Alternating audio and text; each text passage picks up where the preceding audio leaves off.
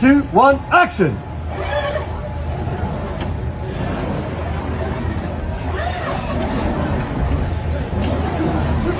ঢালিউডের রাজপুত্র শাকিব খান এবার পর্দায় আসছেন একদম নতুন রূপে।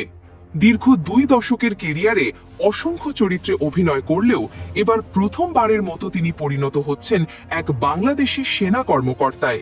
হ্যাঁ, ঠিকই শুনেছেন, শাকিব খান অভিনয় করছেন একজন মেজরের চরিত্রে। আর এই সিনেমাটি হতে যাচ্ছে একটি বিগ বাজেটের আর্মি থ্রিলার, যেখানে থাকছে দেশপ্রেম, হৃদয় ছুঁয়ে যাওয়া গল্প আর ভরপুর অ্যাকশন।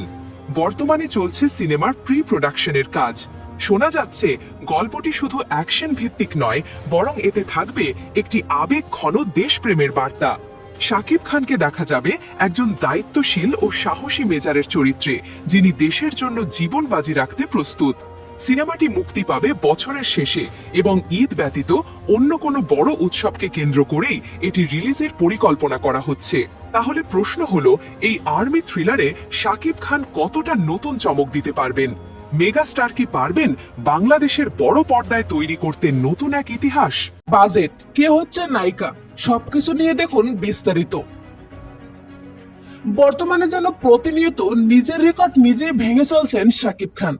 তবে ভক্তদের সবসময় আগ্রহ ছিল তাদের প্রিয় নায়ককে আর্মি বা সেনাবাহিনী পদে দেখা। এবার সেই এসে পূরণ হতে চলছে এক নির্মাতা শাকিব আহমেদের হাত ধরে। জানা যায় প্রায় 20 কোটি টাকা বাজেটের ব্যয় নির্মাণ করা হবে মেজর নামে এই সিনেমাটি। বাংলাদেশের বাস্তব গল্পকে নিয়ে নির্মাণ হবে এই সিনেমা, যা মুক্তি পাবে ঈদ ছাড়াই। অন্যদিকে নায়িকা থাকবে বাংলাদেশের নতুন কোনো মুখ।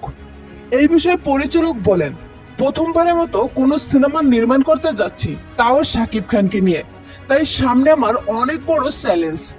সো ভিউয়ার্স, এই ক্যারেক্টার নিয়ে আপনার মতামত কি জানিয়ে দিন কমেন্ট করে।